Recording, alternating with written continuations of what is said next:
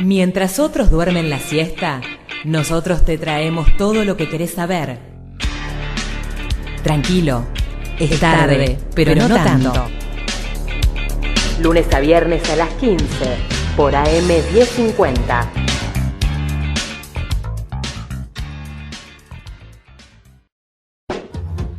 Entrevistas en Tarde pero no tanto.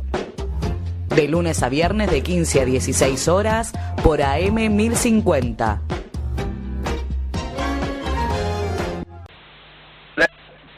Hola. Hola. Sí, ¿quién habla? ¿Con el señor Morales? Sí, ¿quién habla? Sí. Hola. Sí, la escucho. Mi nombre es Lidia Saya. La señora Gabriela Michetti me dio su teléfono por una nota que usted le envió a ella hace ya como un mes, me parece. Sí, el Club Saavedra, de Alboy Saavedra. Sí. Ah, bueno. Me pasó, yo soy legisladora de la ciudad y trabajo con ella en el PRO y me dio su nota para que lo convoque, para charlar, para ver cómo lo podemos sumar a los equipos de campaña que arrancan ahora. Buenísimo. Muy contento. ¿En qué barrio estás trabajando vos? Yo estoy en Villa Devoto. En Villa Devoto. Vivo en Villa Devoto y trabajo en microcentro. Ah, genial. Nosotros ahí en zona, no exactamente en Devoto, pero en Villa del Parque tenemos un local de gente que está vinculada directamente con Gaby. No sé si estuviste por ahí, no tengo acá la dirección exacta, después hacemos un contacto. ¿Querés que organicemos algún día? ¿Te queda bien venirte para el centro, para la legislatura? Yo estoy todos los días porque tengo una pequeña oficina y manejo los tiempos, así que me encantaría cuanto antes. Esto es la legislatura, que es Irigoyen 160, Perú 160. Sí. Mi oficina es tercer piso 321. Tercer piso 321. Sí, Lidia Saya, ese es mi nombre. Lidia Saya. En la entrada decís que venís a verme, mi asistente te la autoriza el de seguridad para que pases y acá te esperamos. Perfecto, señora Lidia, muy atento, gracias por el llamado y el lunes 3 de la tarde estoy ahí. Fantástico, muchas gracias, hasta luego.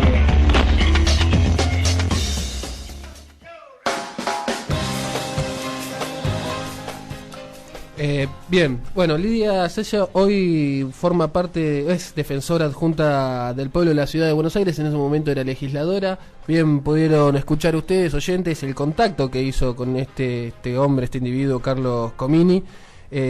Carlos Daniel Morales Comini, que está es. procesado en una causa por trata de personas y está sindicado como proxeneta por tener prostíbulos a su cargo en una causa muy fundamentada. Este video que escuchábamos forma parte de unas escuchas telefónicas en una causa judicial, en esta misma causa judicial, y fue puesto en internet, o sea, fue entregado a la opinión pública por la ONG La Alameda. Perfecto, y bueno, y como justamente esta es una denuncia muy grave, estamos en comunicación con Gustavo Vera, legislador de la ciudad de Buenos Aires, titular de la Fundación La Alameda.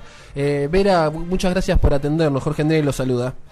Hola, ¿qué tal? ¿Cómo estás? Buenas tardes. Buenas tardes. Vera, bueno, esto es realmente lo felicito a ustedes por la investigación que han llevado adelante, por el audio que pudieron recabar, porque queda bien claro que, por ejemplo, Lidia Saya es partícipe totalmente de esta acusación. Ella misma dice su nombre varias veces, bien, para resaltarlo, para que quede bien claro, así que lo felicito por ese lado, y le pregunto si esta escucha o si este documento sirve para ser utilizado en la justicia. Sí, a ver, la justicia lo está investigando, pero aparte de la justicia también hemos presentado una denuncia dentro de la Junta de Ética de la legislatura, que es la que tiene que, después de esa investigación, determinar si amerita para abrir un expediente de juicio político de remoción del cargo de Lidia Saya. Claro.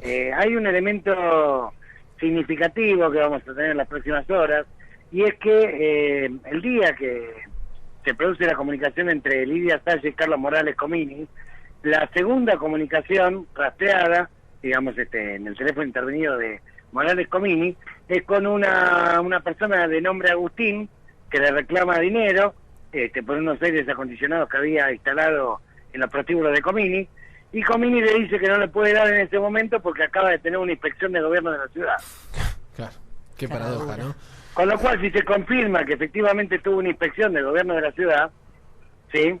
Sería realmente gravísimo, porque estaríamos hablando de un método de extorsión mafiosa por parte del aparato del Estado. O sea, el aparato del Estado cae con un organismo inspectivo hacer una inspección y amenaza con 25.000 multas y clausuras, estoy en un terreno de especulación hipotética, ¿no?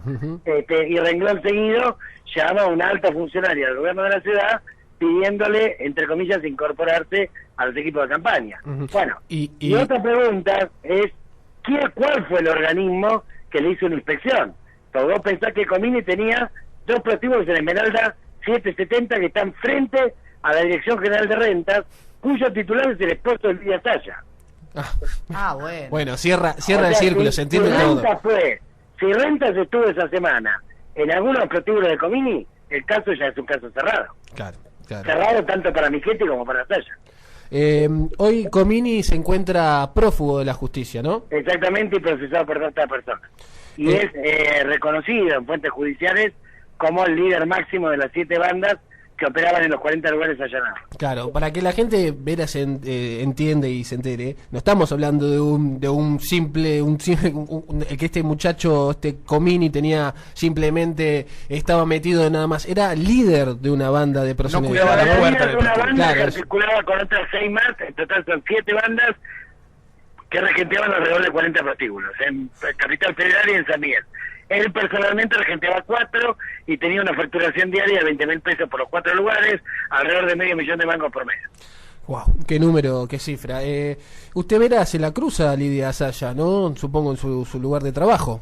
Últimamente no la cruzo porque está desaparecida, no aparece hace varios días por la... Claro. Le iba a preguntar cómo era convivir, ¿no? Cuando se juntan cara a cara, ¿no? Usted denunciante de esta grave acusación y ella, ¿no? Tratando, que supongo que va a tratar de no sé si puede argumentar de alguna manera esto, ¿no? Ella ha dicho que ella ha reconocido que tuvo ese contacto telefónico, que lo tuvo una vez sola, bueno, que no conocía quién era, que pensaba que era miembro de algún club.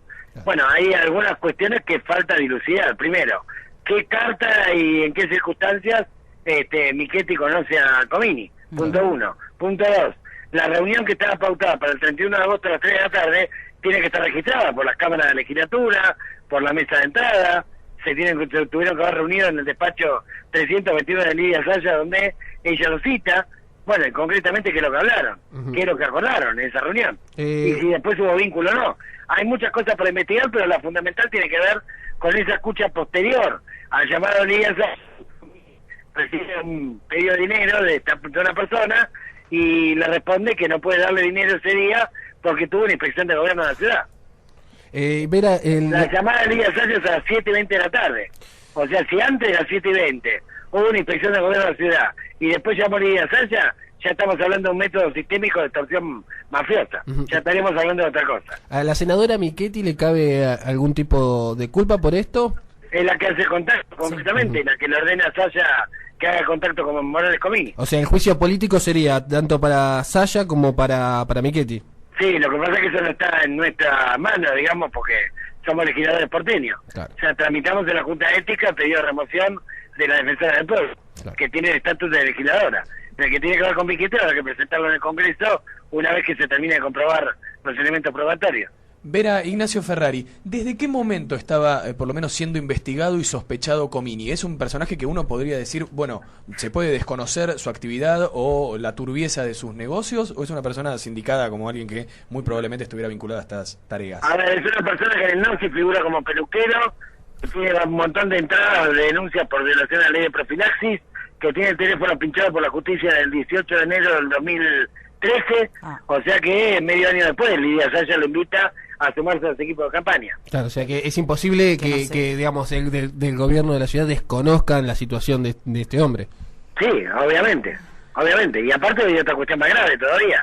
Cuando se publica el autoprocesamiento, que es el 13 de noviembre del año pasado, es el Centro de Informaciones Judiciales, es información de acceso público, y ahí menciona el juez con particular preocupación una de las llamadas de Lidia Saya, en nombre de Michetti, con Comini. Esta llamada es ahora pasaron al aire, y lo extraño es que un mes después se la vota como defensora del pueblo. O sea, un mes después, ningún diputado de los 40 que la votaron le preguntó por qué aparecía implicado en una causa de un tipo que estaba prófugo, procesado por trata de personas. Lo cual demuestra, dicho sea de paso, que muchos de los cargos en organismos inspectivos o de control del Estado se hacen en un sistema de toma y daca, donde el mérito no tiene absolutamente nada que ver, y lo que tiene que ver es el intercambio de negocios y de favores personales.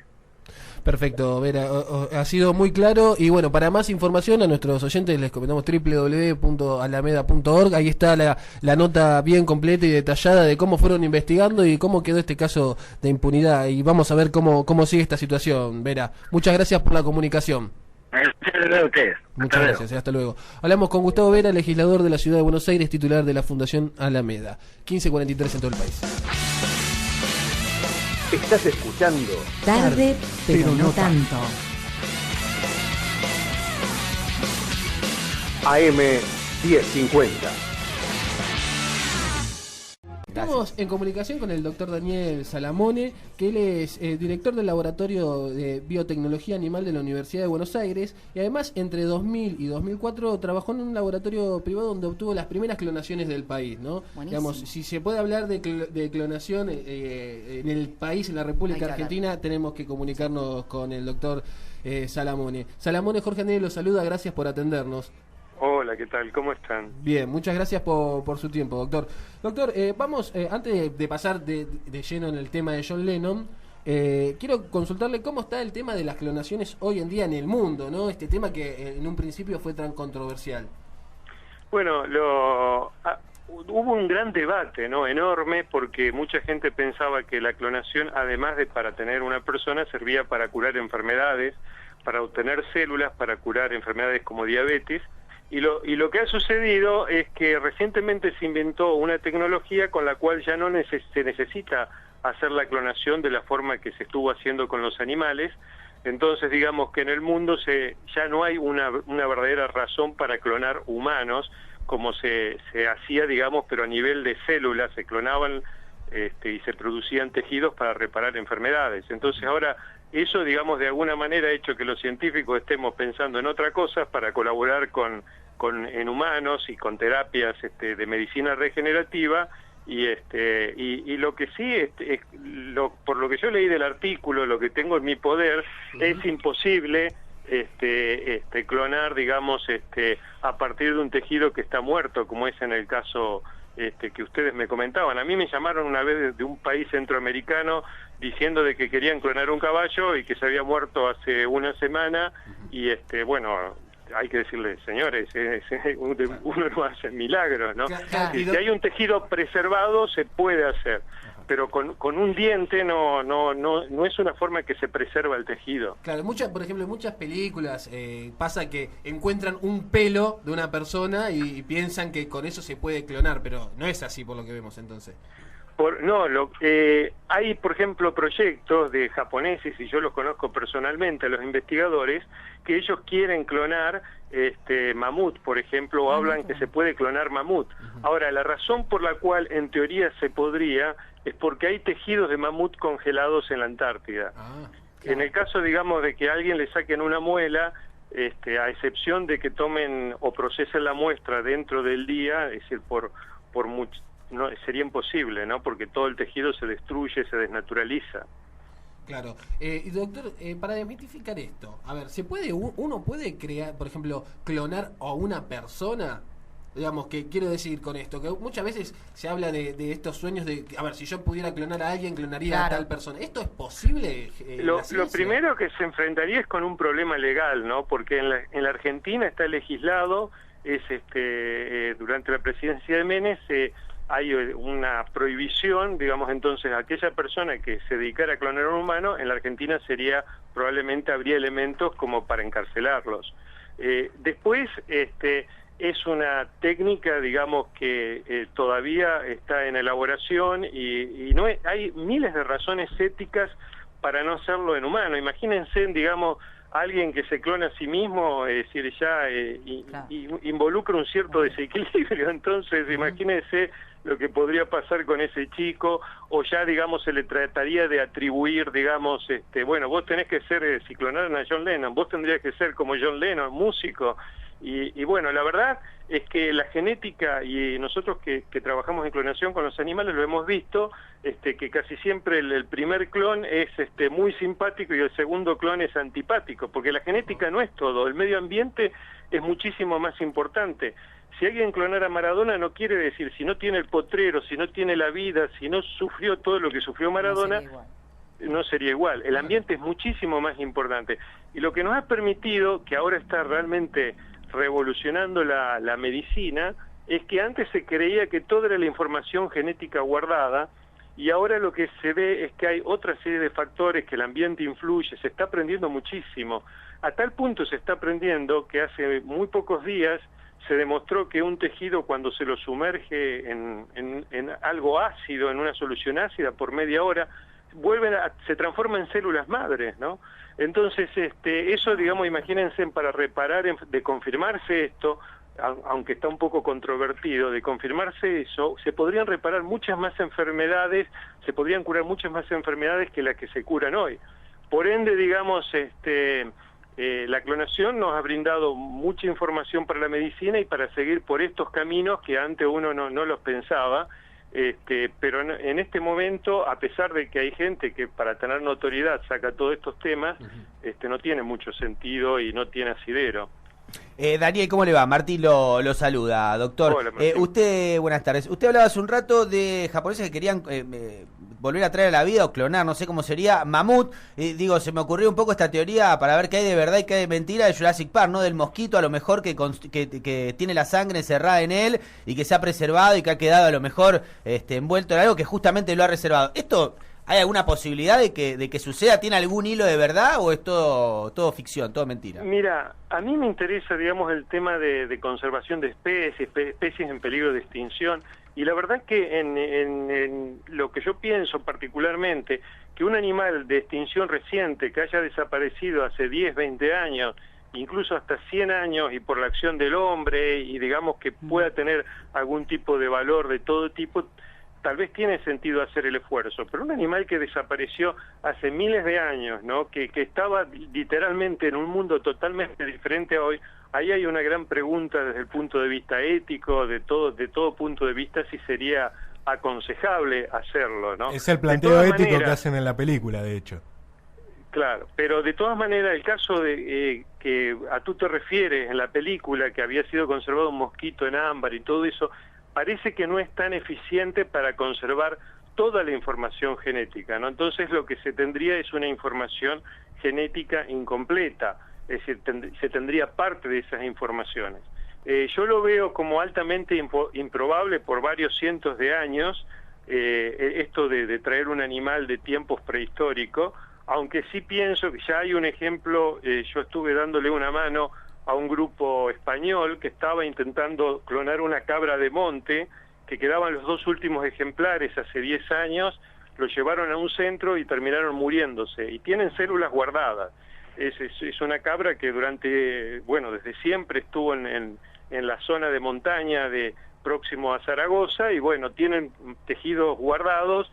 Se hicieron un intento de clonación, nació un animal, pero desgraciadamente ese animal murió. Entonces, ese tipo de cosas yo considero que está buena y es interesante, digamos. El irse ya a un mamut me da un poco de miedo a mí, y yo creo que debería haber algún tipo de discusión global, digamos, si deberíamos hacerlo o no. Doctor Salamone, Ignacio Ferrari, hay sí, o por lo menos según la información que manejo, en varios zoológicos se está empezando iniciativas de bancos de datos genéticos de animales. ¿Eso puede servir? Digamos, hay que dejar de lado la idea esta de que la selección natural va eliminando especies porque ya no eran necesarias. Digamos, las especies las empezamos a eliminar los hombres con nuestra actividad. Digamos, ¿eso puede servir para preservar especies a futuro? Bueno, eso es realmente genial, y yo soy, un fuerte defensor. De hecho, di una conferencia TED en Córdoba hace un año en que justamente salía la defensa de todo esto, porque lo que sucede, o hay una gran tendencia a veces de gente que trabaja en zoológico, que tiene un espíritu conservacionista y a veces que va hasta en contra de la biotecnología.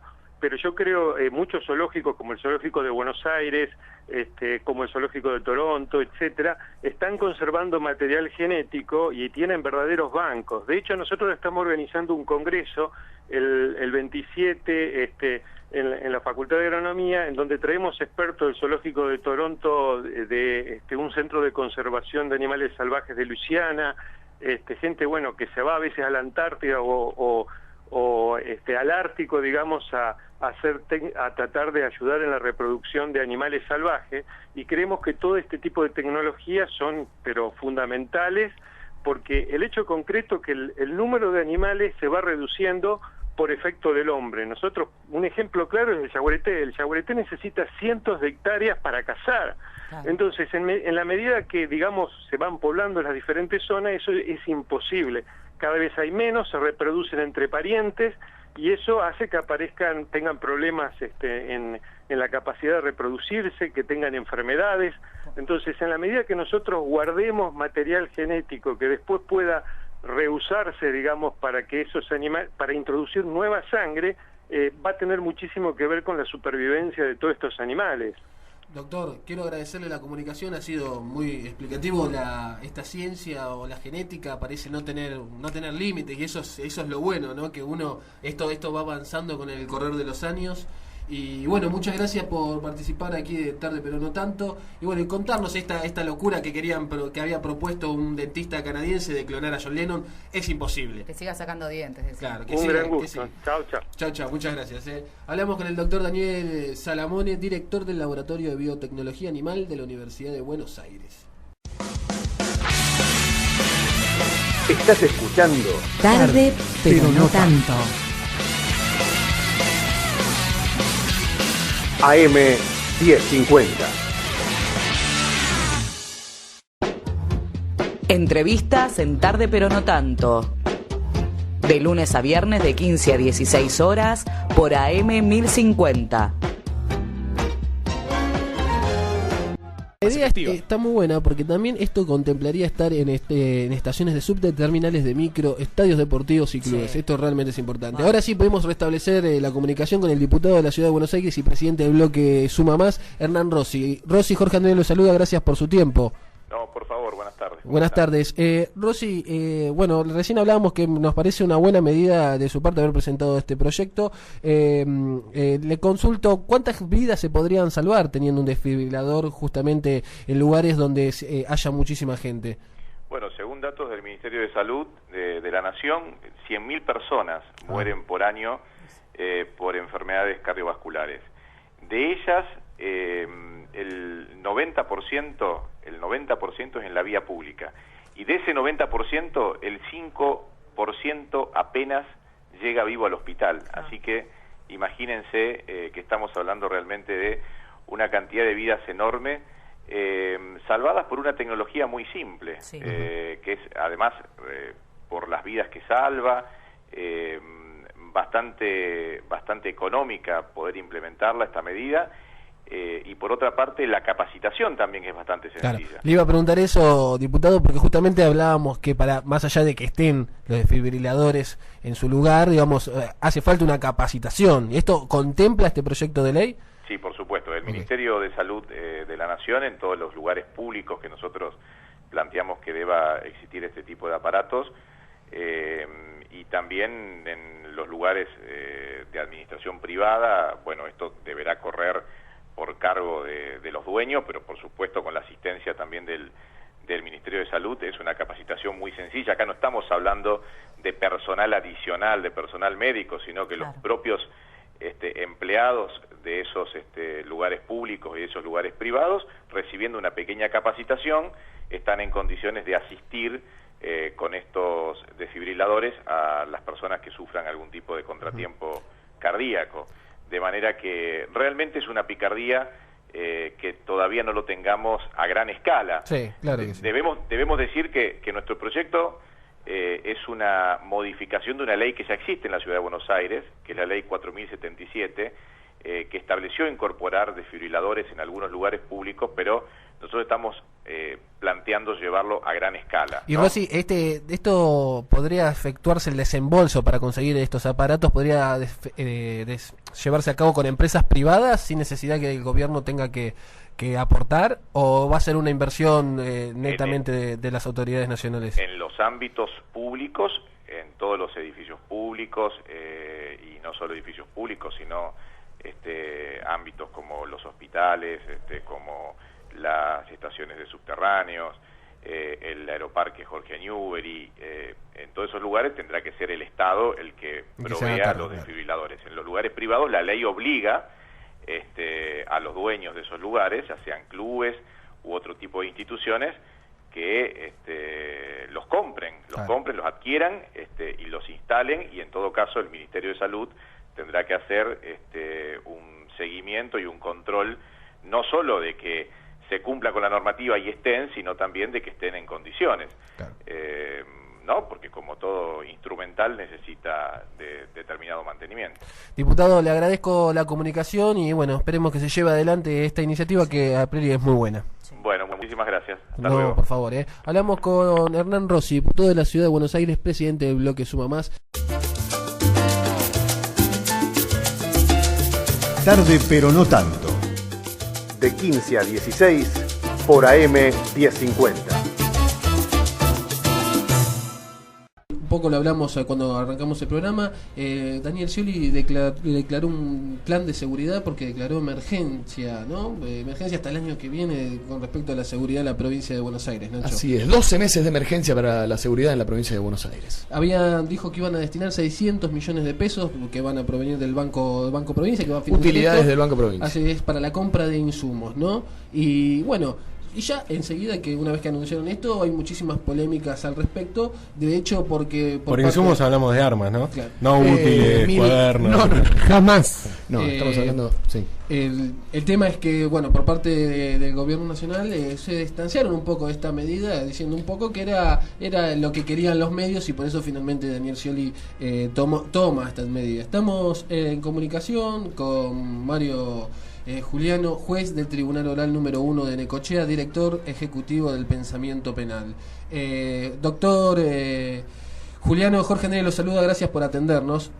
Buenas tardes, un gusto estar en contacto con ustedes. Un gusto para nosotros. Bueno, doctor, ustedes desde un informe han criticado, digamos, este plan de seguridad que ha hecho Daniel Scioli y han afirmado que está destinado al fracaso. ¿Por qué esta inversión de 600 millones de pesos está destinada justamente al fracaso?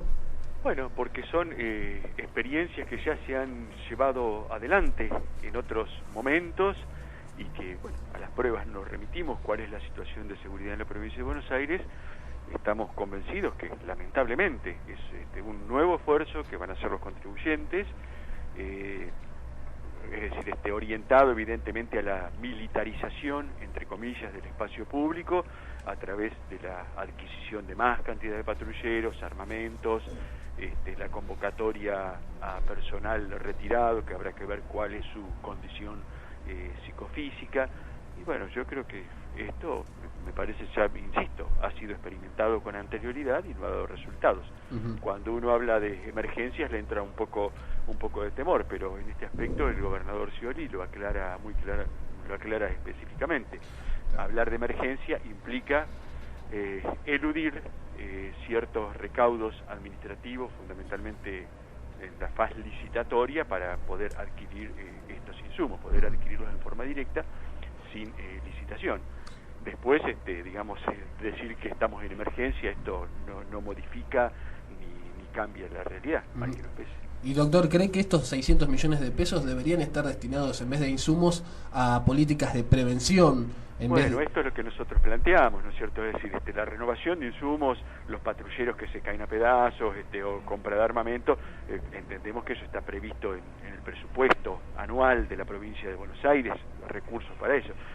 Hubiera sido muy útil que estos 600 millones de pesos, que eso es una cifra tan importante para un Estado que se encuentra en las dificultades que tiene el de la provincia de Buenos Aires, se orientaran, al menos por una vez, ¿no es cierto?, para políticas distintas de las que se han intentado hasta ahora, que a mi juicio están orientadas justamente, bueno, a los sectores real y objetivamente conflictivos de la provincia de Buenos Aires, donde la inseguridad no es un cuento, esto no lo negamos ni lo minimizamos, pero bueno, creemos que hubiera estado mejor destinado a hacerlo de este modo.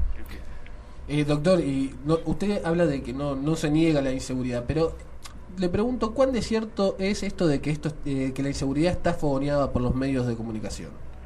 No, la realidad existe tal cual es, ¿no es cierto? Es decir, si a una persona lo asaltan con un arma, en esto no tiene nada que ver el periodismo. Lo que sí hay interpretaciones de la realidad que no son todas similares. Yo no se lo voy a decir a ustedes son periodistas.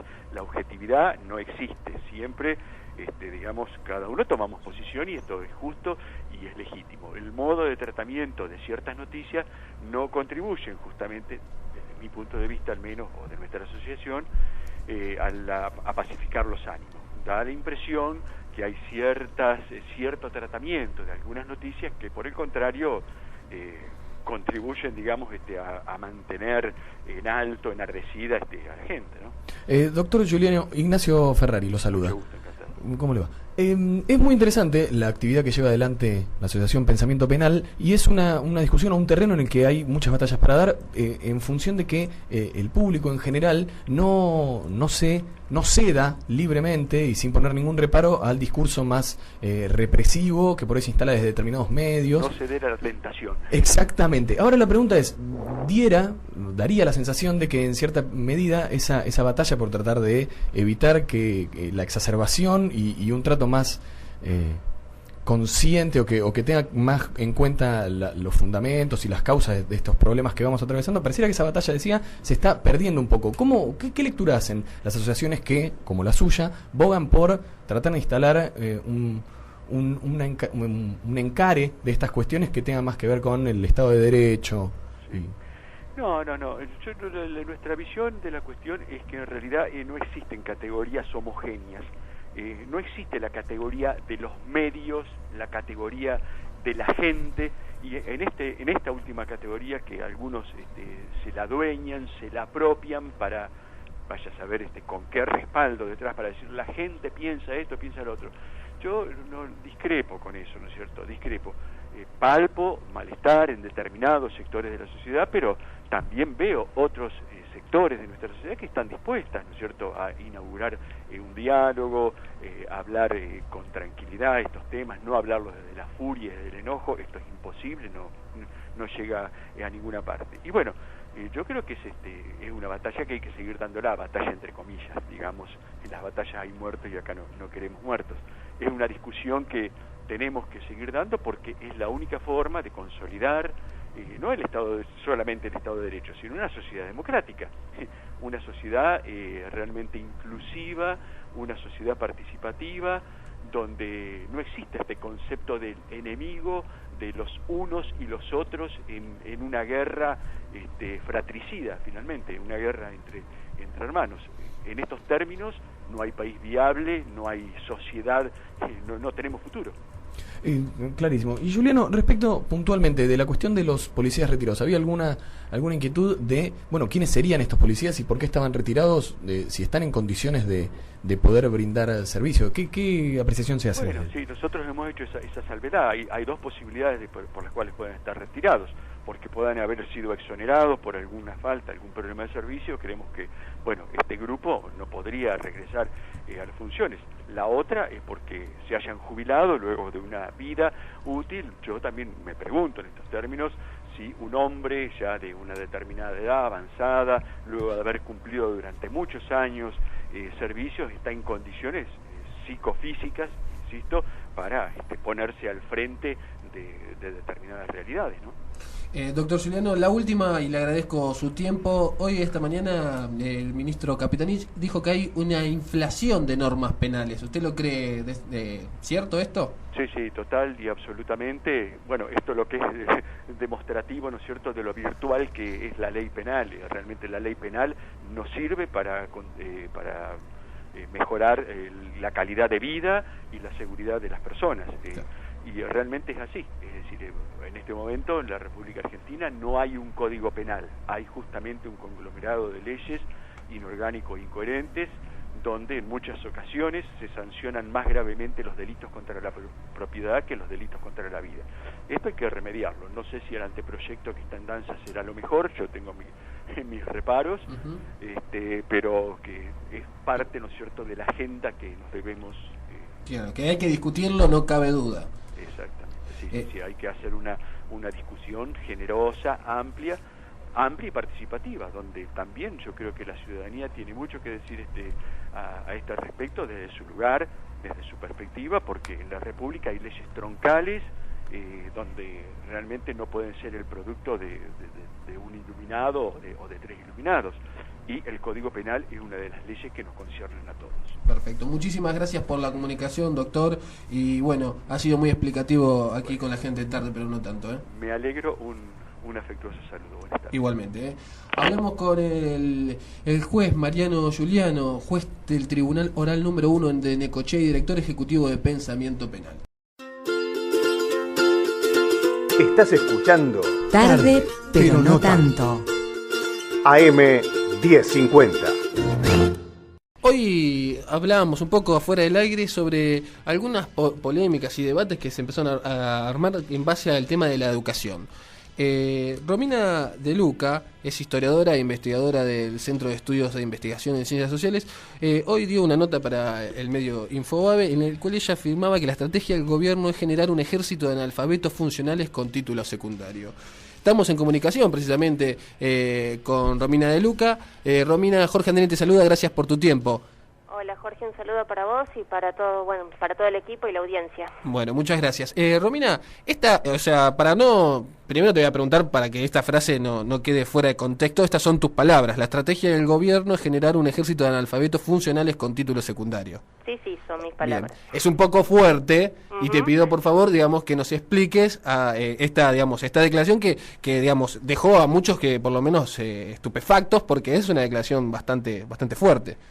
Sí, porque además, fíjate Jorge, que en realidad la frase se lleva de patadas con lo que pareciera ser la política que promueve el gobierno, que tiene que ver con fomentar la calidad educativa, con generar estrategias inclusivas, y uno piensa, ¿cómo? Si me hablan todo el tiempo de la calidad educativa, ¿cómo tiene que ver esta idea de el analfabetismo funcional? Bueno, a ver, ahí en realidad nosotros estamos hablando de un plan que lanza el gobierno en el 2010, que en realidad es la segunda etapa de lo que se llama el Plan Fines, ¿sí?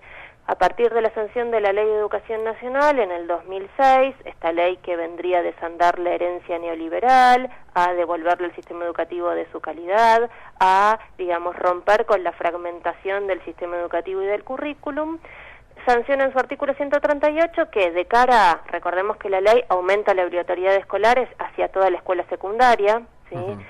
Y en ese sentido, lo que establece el articulado de la ley, en particular en el artículo 138, es la creación de programas a término de terminalidad educativa para los adolescentes mayores de 18 años que no hubieran cumplido con su educación secundaria. ¿Por qué? Porque esto pasa a ser un requisito de la ley.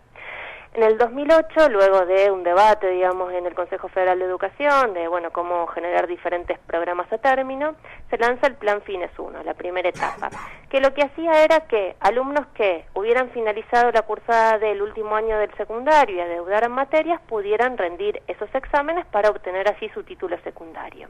Hasta ahí uno diría, si bien esto el Plan Fines no innovaba con nada, es decir, esta estrategia ya existía en el sistema educativo, uno podría decir, es una estrategia válida.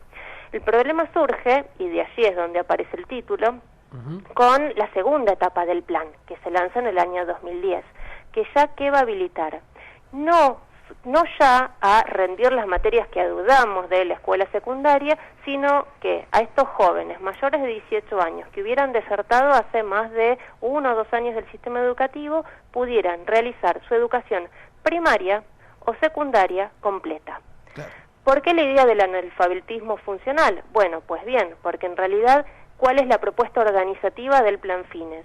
Que suponer que podemos hacer toda la educación primaria o toda la educación secundaria en apenas 6 cuatrimestres, 2 veces por semana, 4 horas.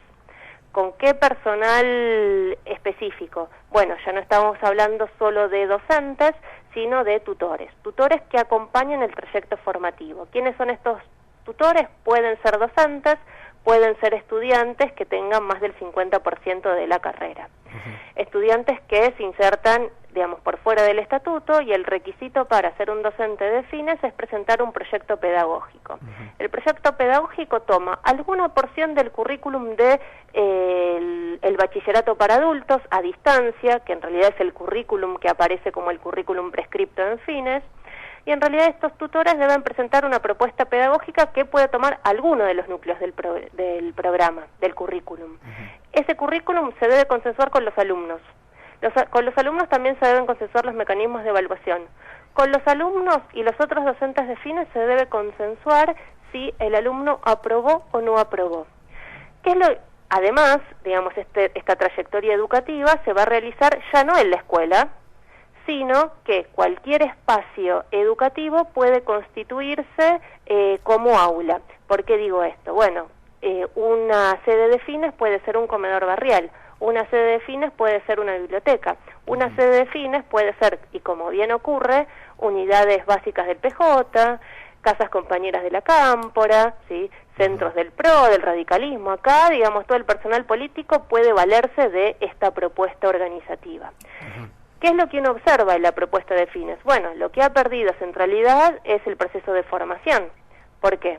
Si ya el currículum puede ser una pequeña porción de ese programa largo, extenso de educación para adultos, si el programa debe ser consensuado en cada una de las sedes, uno lo que observa es que puede haber tantos currículums y procesos formativos como tutores de fines existan. O sea, lo que vos estás diciendo es básicamente que utilizan a la gente que utiliza este plan o que es parte de este plan de gobierno para adoctrinarlos.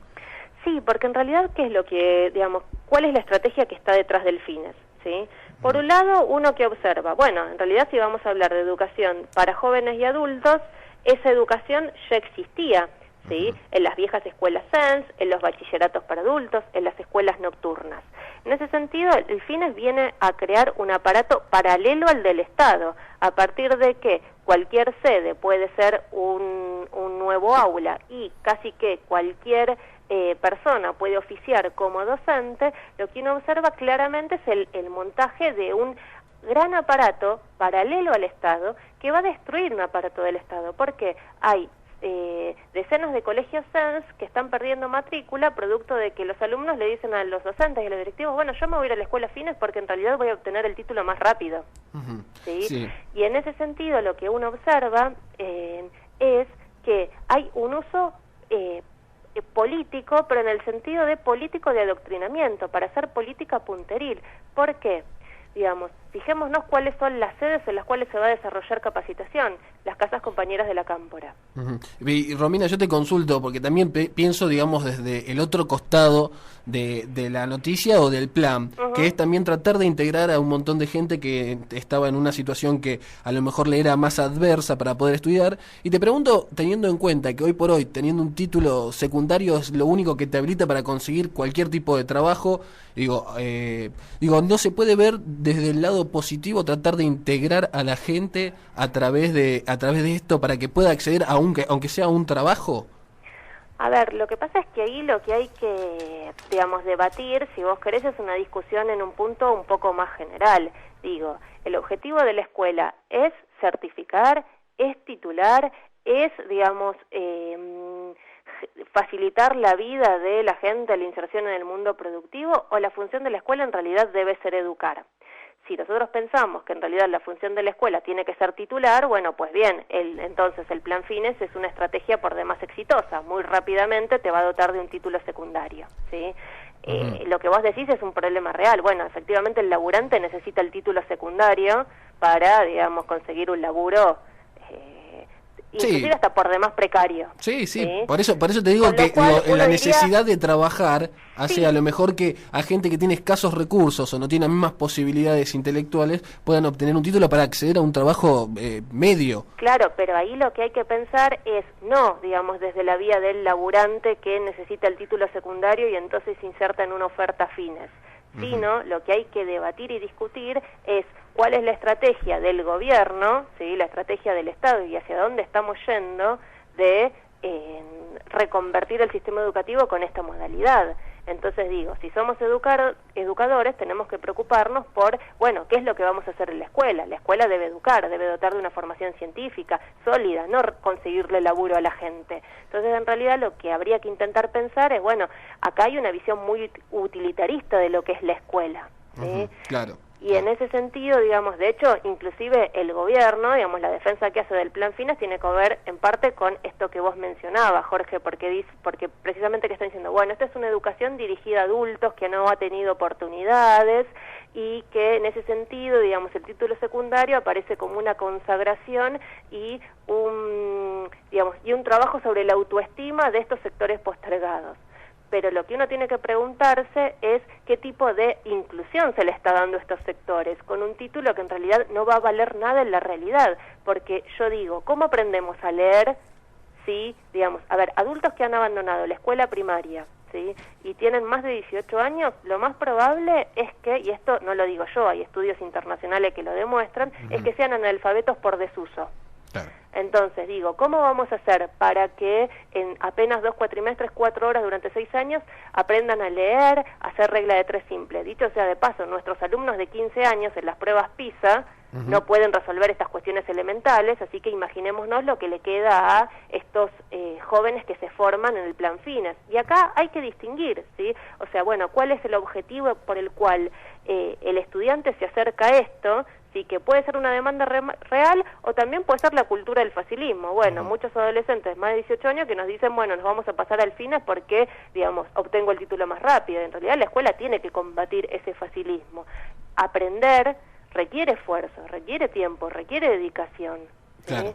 Entonces me parece que lo que hay que pensar en términos de política educativa, de política pública y sobre todo pensando las marcas que esto deja en el conjunto de la sociedad en el largo plazo. Digo, vamos a tener miles de graduados con título secundario que luego no van a comprender un texto sencillo. Entonces, bueno, pero eso ya pasa también en general, me parece. Claro. Eso no es algo del Fines solamente, eso es algo general. Hay chicos que tienen carreras terciarias que no saben interpretar un texto, y tienen carreras terciarias. Por eso a ver, está claro que la degradación del sistema educativo lamentablemente atraviesa, digamos, al conjunto de la educación, no es algo privativo del Fines.